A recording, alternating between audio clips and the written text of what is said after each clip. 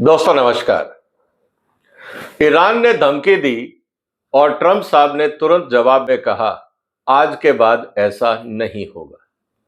क्या आपने कभी सोचा था कि अमेरिका के राष्ट्रपति को, एक देश जिसके ऊपर पिछले 30-40 साल से प्रतिबंध हो, और वो अगर धमकी दे तो अमेरिका के राष्ट्रपति को कहना पड़े कि आज के बाद ऐसा नहीं होगा। दोस्तों, बहुत इंटरेस्टिंग डेवलपमेंट हो रहा है दुनिया में। आज हम इसी की चर्चा करेंगे कि अमेरिका इतना, अगर मैं कहूं कि मोहताज या बेबस क्यों लग रहा है ईरान के सामने, इसको समझना बहुत जरूरी है। कहने को अमेरिका दुनिया की सबसे बड़ी सुपर पावर है, उसका जो खास दोस्त इजराइल, वो भी अपने आप में एक मिडिल ईस्ट में बड़ी ताकत है। पैसे और टेक्नोलॉजी की कमी नहीं, उसके बाद भी ऐसी क्या मजबूरी है कि आप कुछ कर नहीं पा रहे। ईरान जो चाह रहा है वो अपने हिसाब से करवा रहा है। इस बात को समझना बहुत जरूरी है। आज हम इसी की चर्चा करें, तो इसीलिए निवेदन है कि आप इस वीडियो को अंत तक देखिएगा। इस वीडियो को शेयर करिए, चैनल को सब्सक्राइब करिए अगर अभी तक नहीं किया है। दोस्तों, 2 दिन पहले आपने देखा होगा कि ईरान का जो तेल भंडार है, जहां पे गैस का दुनिया का सबसे बड़ा भंडार है, वहां पे इजराइल ने आक्रमण किया। जैसे ही इजराइल ने आक्रमण किया, ईरान ने कहा कि अब आपने शुरुआत कर दी है, अब हम वही करेंगे जो आप कर रहे हैं। और उन्होंने क्या कहा, इस बात को अब हम समझते हैं। जैसे ही ईरान के ऊपर आक्रमण हुआ, तुरंत ईरान ने कहा, सऊदी अरेबिया की refinery, Jubail petrol complex, petrochemical complex, US का जो गैस फील्ड, कतर का जो पेट्रोकेमिकल कॉम्प्लेक्स, और जो बाकी कतर में दूसरी होल्डिंग कंपनीज है, और रस लफान रिफाइनरी, ये सऊदी अरेबिया, ये सारी जो रिफाइनरीज है, ये 5-6 जो पॉइंट है, अब हम इस पे आक्रमण करेंगे। और उन्होंने साफ साफ कह दिया, हम कह रहे हैं जो भी लोग यहां रह रहे हैं ये जगह खाली कर दें। हम आपको एडवांस वार्निंग दे रहे हैं कि हम इस जगह पे आक्रमण करेंगे।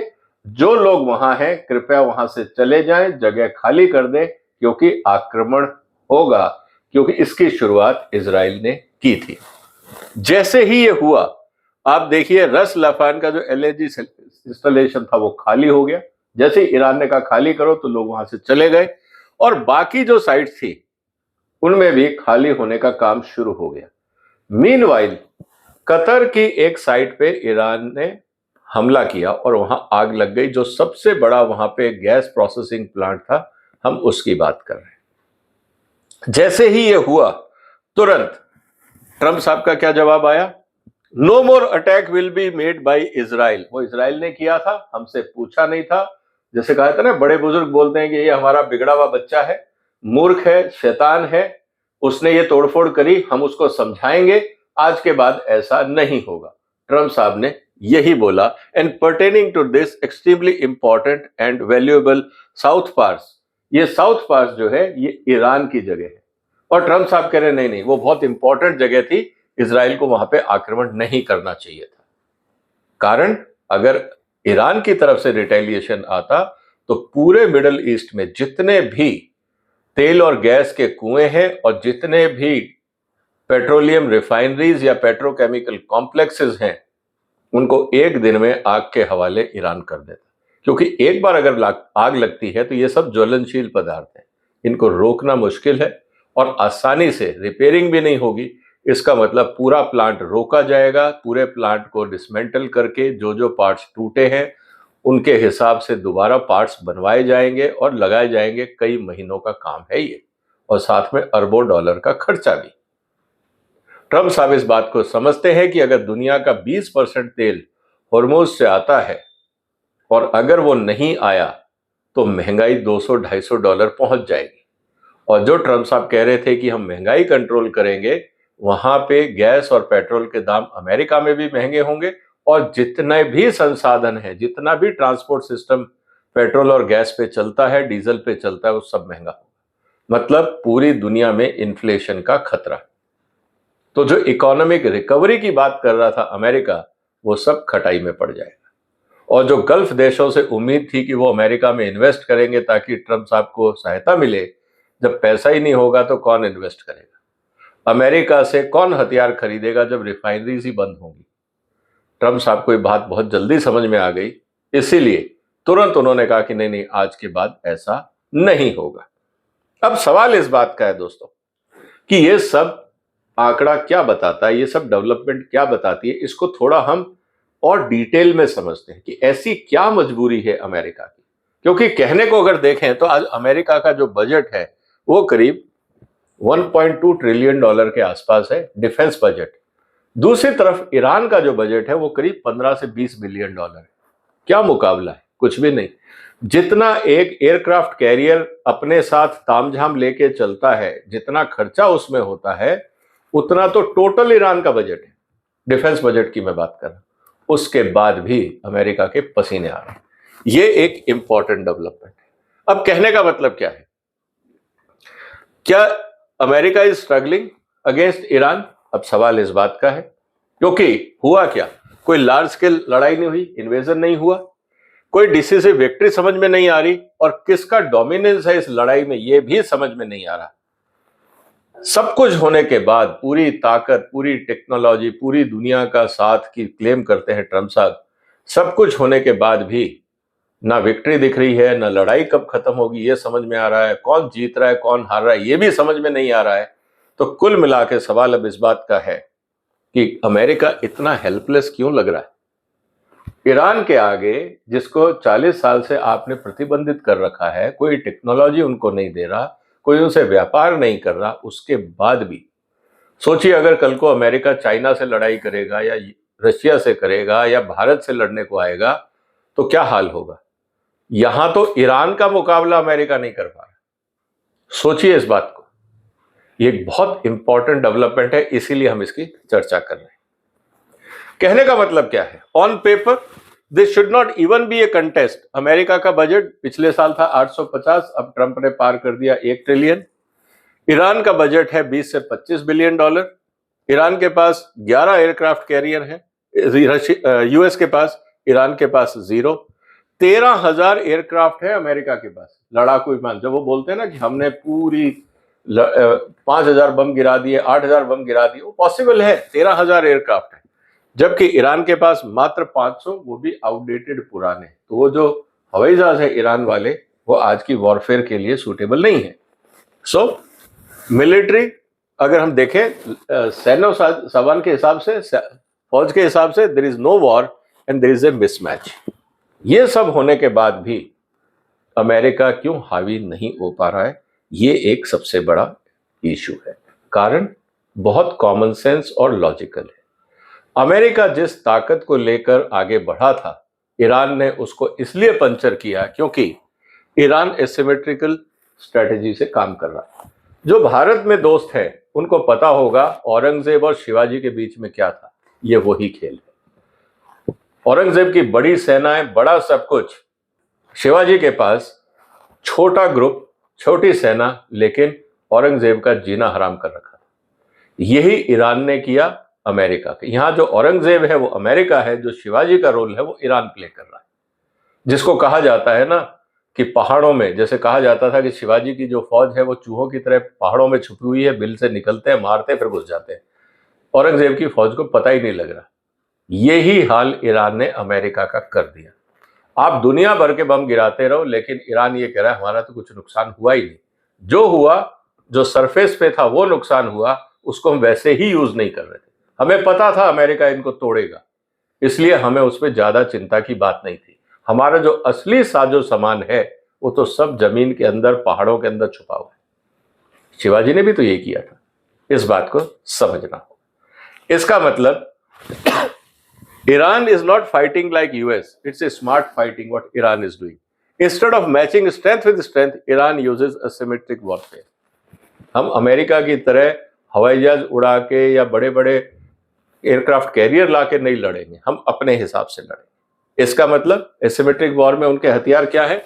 प्रॉक्सी ग्रुप्स, हमास, आपने देखा Hezbollah, हुतीज, militia group in Iraq, ये सब है, ये ईरान के ग्रुप में है। Low cost drones and missiles, 10,000, 20,000, 30,000 के ड्रोन, और सामने मिसाइलें कौन सी, 2 मिलियन, 4 मिलियन, 10 मिलियन, बड़े आसानी से अमेरिका को थकाने का इंतजाम। साइबर वॉरफेयर ये जारी है, और नेवल डिसरप्शन टेक्निक्स, इन्होंने पूरी की पूरी जो हॉर्मुज था उसको ही बंद कर दिया कि ना सामान अंदर आएगा ना बाहर जाएगा, आपको खाना भी नहीं मिलेगा। ऐसी स्थिति में हथियार कैसे पहुंचेंगे, कितने हवाई जहाजों कितने हथियार पहुंचाओगे, ये एक बड़ा इंटरेस्टिंग डेवलपमेंट हुआ। इसका मतलब ईरान ने क्या कहा, ठीक है हमारा ड्रोन 20,000 का है, लेकिन वो 20,000 का ड्रोन तुम्हारे 100 मिलियन के यूएस एसेट को बर्बाद करने के लिए काफी है। इस 20,000 के ड्रोन ने अमेरिका के $1 बिलियन के रेडार सिस्टम को तोड़ दिया। ये खेल है ईरान का। साथ ही जितने भी बेस है, करीब 27-28 बेस अमेरिका के जो मिडिल ईस्ट में है, सब पे ईरान की मिसाइलें गिरी, सब खाली हो गई। तो जिस काम के लिए आपने बेस बनाए थे उनका आप इस्तेमाल ही नहीं कर पा रहे, क्योंकि वहां पे आपकी ना तो फौज है, और जो हथियार है उन पे लगातार अटैक हो रहे हैं, उनके स्टोरेज एरिया पे अटैक हो रहे हैं, उनके रनवेज पे अटैक हो रहे हैं, तो आप वापस कैसे कार्रवाई करोगे। तो अब अमेरिका और इजराइल को दूर से हवाई जहाज से टेक ऑफ करना पड़ रहा है, या मिसाइलें फेंकनी पड़ रही हैं, जो 10 से 100 गुना महंगा पर अटैक पड़ रहा है। This has change the equation. Important ये है कि कौन ज्यादा ताकतवर है, अब सवाल ये नहीं है कौन ज्यादा स्मार्ट है, जो ज्यादा चतुराई से समझदारी से काम कर रहा है वो ये लड़ाई जीतेगा। अब सबसे इंपॉर्टेंट हथियार जो चलाया ईरान ने वो था स्ट्रेट ऑफ हॉर्मुज। अब हॉर्मुज जो था, इससे पूरी लाइफलाइन गल्फ कंट्रीज की जो अमेरिका के दोस्त हैं उनकी लाइफलाइन यहीं से ही चलती थी। ईरान ने उसकी गर्दन पे पैर रख दिया कि अब यहां से कोई नहीं निकलेगा। अब सवाल क्या है, अब यह है कि 20% जो ग्लोब सप्लाई है वो वहां से जाती है। टोटल 33 किलोमीटर वाइड है ये। इसका मतलब अगर तोप का गोला भी अगर ईरान ने अपने बॉर्डर से चलाया तो दूसरे बॉर्डर पे गिरेगा जाके, क्योंकि आज जो तोप के गोले हैं वो 40-50 किलोमीटर चले जाते हैं। इस बात को समझना होगा। Iran doesn't need to defeat the military. उनको अमेरिका से सीधी लड़ाई लड़नी नहीं है, उनको सफोकेट करना है। उनको अमेरिका पे लड़ाई का खर्चा इतना बढ़ा देना है कि अमेरिका खुद परेशान हो जाए कि इतना खर्चा हम कैसे करें। और बदले में जब सप्लाई चोक होगी तो दुनिया में तेल के दाम बढ़ेंगे। तेल के दाम बढ़ेंगे तो दुनिया के हर देश में समस्याएं आएंगी। जैसा मैंने पिछले वीडियोस में बनाया, अगर आप मेरा जो प्ले लिस्ट है उसमें जाके देखेंगे तो मैंने उसमें बनाया कि ये लड़ाई कोई नहीं जीतेगा, लेकिन कीमत सबको भरनी पड़ेगी। तो जब तेल के दाम महंगे होंगे तो ये कीमत हर देश देगा, इन्फ्लेशन बढ़ेगा, स्टॉक मार्केट क्रैश होंगी। कुल मिला के जो लड़ाई हमें दिख रही है ईरान, इजराइल, अमेरिका की, ये एक्चुअली पूरी दुनिया के स्टॉक मार्केट में इकोनॉमिक वॉरफेयर के रूप में फैलेगी, और उसमें बहुत कीमत भी है। अब सवाल इस बात का है कि तो ये लड़ाई कितनी महंगी पड़ेगी। अगर हम इसका कॉस्ट भी देखें तो कितनी महंगी पड़ेगी। एक उदाहरण ले लेते हैं। जब इराक वॉर हुआ था तो $2 ट्रिलियन का खर्चा हुआ था। हम बात कर रहे हैं 20-25 साल पहले। अफगानिस्तान में $2.3 ट्रिलियन अमेरिका ने खर्चे, अफगानिस्तान में। अब तो हम ईरान की बात कर रहे हैं, नए हथियारों की बात कर रहे हैं, कॉस्ट की बात कर रहे हैं। अब क्या होगा, अब ये अंदाजन है कि जो ईरान की पॉपुलेशन करीब 8.5 से 9 करोड़ है, डिफिकल्ट माउंटेनियस टेरेन है, आसान नहीं है अमेरिका का वहां जाना, और ईरान में जो इंटरनल सिक्योरिटी सिस्टम है बिकॉज ऑफ रेवोल्यूशनरी गार्ड वो बहुत मजबूत है। तो वहां पे उपद्रव करना, ये सब करना आसान नहीं है, अमेरिका को फायदा नहीं मिलेगा। इसीलिए एस्टिमेट लगाया जा रहा है करीब 3 से 5 ट्रिलियन डॉलर का खर्चा होगा अगर ये लड़ाई को लंबे समय तक ट्रंप साहब खींचना चाहते हैं। ऑलरेडी अमेरिका के ऊपर जो कर्जा है वो करीब 39 ट्रिलियन डॉलर का है। 38 2 महीने पहले था, अब 39 पहुंच गया होगा। रोज अमेरिका का घाटा $6 बिलियन बढ़ रहा है, $6 बिलियन पर डे, जब लड़ाई नहीं थी। अब लड़ाई का भी खर्चा जोड़ दोगे तो ये 10 के आसपास बैठेगा। तो $10 बिलियन रोज का मतलब क्या हुआ, आप साल के आखिर तक $40 ट्रिलियन पार कर जाओ। हजारों कैजुअलिटी होंगी, कई सालों तक इंस्टेबिलिटी रहेगी, क्योंकि जितनी तोड़फोड़ होगी उनको रिपेयर करके रिफाइनरीज को दोबारा चलाना यह लंबे समय तक का खेल है। कहने का मतलब यह है कि अगर अमेरिका लड़ाई जीत भी जाता है मिलिट्री रूप में, पॉलिटिकल और इकोनॉमिकली अमेरिका का इतना नुकसान हो जाएगा कि इस जीत का कोई फायदा अमेरिका को दिखने वाला नहीं। दूसरी तरफ ईरान को पता है कि वो अमेरिका से सीधा मुकाबला नहीं कर सकता, तो उन्होंने अपनी रणनीति क्या अपनाई? उन्होंने कहा कि साहब देखिए, हमें जल्दबाजी नहीं है, हम लंबा खींचेंगे। एक तो ट्रंप साहब का चुनाव आने वाला है नवंबर में, हम नवंबर तक खींचते हैं ताकि ट्रंप चुनाव हार जाए। जब चुनाव हारेंगे तो जो नई संसद आएगी, वहां पे जो सीनेट और कांग्रेस आएगी, वो शायद समझदारी का काम करें और ट्रंप के ऊपर प्रतिबंध लगाएं। हो सकता है इम्पीचमेंट करें और इसको कुर्सी से जाना पड़े, तो दुनिया में शायद शांति होगी। तब तक तसल्ली से धीरे धीरे इस लड़ाई को खींचेंगे। Long game, instead of direct confrontation bleed it's opposition slowly. अब रोज हवाई जहाज को उड़ाना, हथियार भेजना, अमेरिका को जितना इजराइल के ड्रोन का खर्चा है उससे 100 गुना खर्चा एक अटैक के लिए अमेरिका को करना पड़ रहा है। फुल स्केल वॉर ईरान नहीं करेगा, उनको पता है हम नहीं जीत सकते, इसलिए चुपचाप बैठे रहो, जब जरूरत पड़ेगी तभी हम हथियार चलाएंगे। और रीजनल इन्फ्लुएंस जो है तब तक वो ईरान का बढ़ता जाएगा। यही गल्फ देश अमेरिका पे दबाव डालेंगे कि आप ये लड़ाई बंद करिए, और ईरान से कहेंगे देखिए हम आपस में समझौता करते हैं, अमेरिका और इजराइल को हम बाहर रखते हैं। वो दिन भी आएगा, आप देखिएगा जब ये करना होगा। अब कौन से देश ईरान के साथ हैं? क्योंकि शिया सुन्नी का मुद्दा भी गंभीर है। बहुत सारे देश जैसे लेबनान, इराक, सीरिया, यमन, यहाँ पे सुन्नी पॉपुलेशन बहुत है। अगर ये लड़ाई लंबी चलती है तो इन देशों में भी शिया सुन्नी संघर्ष बढ़ सकता है, तो वो देश भी नहीं चाहेंगे कि ऐसा हो। इसीलिए मैं कह रहा हूं जो सबसे बड़ा रिजिम चेंज का जो मुद्दा है वो बहरीन का है। बहरीन में 70% शिया आबादी है, लेकिन जो शासक है वो सुन्नी है। ईरान सबसे पहले उनको हटाएगा, और वो बिल्कुल बॉर्डर पे है सऊदी अरेबिया के। इसका मतलब सऊदी के लिए भी टेंशन खड़ा हो जाएगा और यूएस के ऊपर मल्टीपल फ्रंट पे प्रेशर शुरू हो जाएगा। इसका असर जियोपॉलिटिक्स पे आएगा। इसका मतलब this is not only between US and Iran. जब सब देशों के बीच में प्रेशर है और खर्चे बढ़ रहे हैं, पेट्रोल के दाम बढ़ रहे हैं, डिफेंस टेक्नोलॉजी का असर हो रहा है, तो जो दो बड़े खिलाड़ी हैं रशिया और चाइना, वो आराम से अपना खेल खेलेंगे, क्योंकि एक तरफ यूक्रेन, दूसरी तरफ ताइवान और तीसरा फ्रंट ईरान। चाइना और रशिया दोनों मिलके ट्रंप की नाक में इतना दम कर देंगे कि ट्रंप साहब परेशान हो जाएंगे, और दूसरी तरफ जो यूएस के एलाइज हैं वो परेशान होंगे। यूरोप साथ दे नहीं रहा क्योंकि इकोनॉमिक कंडीशन यूरोप की खराब है, और ऑयल डिपेंडेंट जो इकोनॉमीज हैं, भारत जैसे लोग, हम कोशिश करेंगे कि हम साइडलाइन पे रहें, सीधा ना उतरें, क्योंकि जिधर भी जाएंगे समस्या हो जाएगी। इसका मतलब हम लोग पॉलिटिकल प्रेशर बनाना शुरू करेंगे। इसके साथ कहने का मतलब ये है कि अब अमेरिका फ्रीली जैसा चाहे वैसा करे, कर नहीं पाएगा, क्योंकि दुनिया उनका साथ नहीं दे पाएगी। इसीलिए अब सबसे इंपॉर्टेंट रीजन क्या आ रहा है अमेरिका के लिए? सबसे इंपॉर्टेंट चीज ये है कि अमेरिका कमजोर नहीं है हथियारों के रूप में और पैसे के रूप में, लेकिन उसकी पावर की भी सीमाएं हैं। आप जैसा चाहो वैसा कर नहीं सकते, क्योंकि ईरान ने समझ लिया है कि अमेरिका के साथ सीधी लड़ाई हम नहीं लड़ेंगे। अमेरिका को इकोनॉमिकली डुबाना है, धीरे धीरे ब्लीड करके डुबाना है, और एस्केलेशन हम करेंगे नहीं। जो अमेरिका की तरफ से या इजराइल की तरफ से कार्रवाई होगी, हम उसका सिर्फ जवाब देंगे। तभी उन्होंने कहा कि आपने हमारे डीसैलिनेशन प्लांट पे अटैक किया, क्या हम आपके डीसैलिनेशन प्लांट पे अटैक करें? उसके बाद इजराइल और अमेरिका चुपचाप बैठ गए, क्योंकि पीने का ही पानी नहीं होगा तो ये सारे गल्फ देश सड़कों पे आ जाएंगे, हाहाकार हो जाएगा। मैंने इस पे एक डिटेल्ड वीडियो बनाया, आप देखिएगा प्लेलिस्ट में। 72 घंटे में मिडिल ईस्ट में हाहाकार हो जाएगा। उस वीडियो को देखिए, डिटेल्ड एनालिसिस है उसमें। इसी तरह से खाने की सप्लाई आपको नहीं मिल रही, और अब अगर आपका जो एकमात्र साधन है रिफाइनरीज और गैस और ऑयल वेल्स, उसको भी अगर ईरान ने उड़ा दिया तो क्या होगा? कुछ नहीं बचेगा मिडिल ईस्ट में। तो कुल मिला के हम ये कह रहे हैं दोस्तों कि जो अमेरिका है ना, ये बहुत असहज महसूस हो रहा है। नॉट बिकॉज की लड़ाई की ताकत नहीं है, क्योंकि जो ईरान की बैटल स्ट्रेटेजी है उसने ट्रंप साहब की नींद उड़ा दी। उन्होंने सोचा था 2-4 दिन में ये मामला निपट जाएगा। ईरान कह रहा है हम तो इसको, जो मिड टर्म इलेक्शंस होंगे अमेरिका में नवंबर में, हम तब तक खींचेंगे। अब ट्रंप को समझ में नहीं आ रहा कि ईरान को कैसे मनाएं।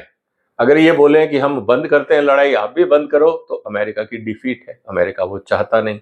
और अगर लड़ाई लड़ते रहना चाहते हैं तो ईरान के जितने सरफेस पे आपने इंपॉर्टेंट टारगेट थे वो तो आपने तोड़ दिए। अब आप क्या करोगे? या तो सिविलियन इंफ्रास्ट्रक्चर को तोड़ोगे, अमेरिका की बेइज्जती होगी, डिफेंस इंफ्रास्ट्रक्चर अंडरग्राउंड है, वो आपको समझ नहीं आ रही, और बदले में ईरान ने अगर कार्रवाई करी तो आपके मिडिल ईस्ट के जितने साथी हैं वो सब सड़क पे आ जाए, क्योंकि उनकी आमदनी, इकोनॉमी बर्बाद हो जाएगी। इसका मतलब यह है कि जो ईरान की अपनी कमजोरी थी, ईरान ने उसको अपना हथियार बना लिया। होर्मुज बंद, और साथ में अपनी चॉइस से कब कहां कैसे टारगेट करना है वो। इसका मतलब ये हुआ, the smartest player not the strongest controls the game. आपके पास ताकत है, दिमाग नहीं है, आप नहीं जीत सकते। इसीलिए बड़े बड़े हथियार, महंगे महंगे हथियार अब खरीदने की जरूरत नहीं है।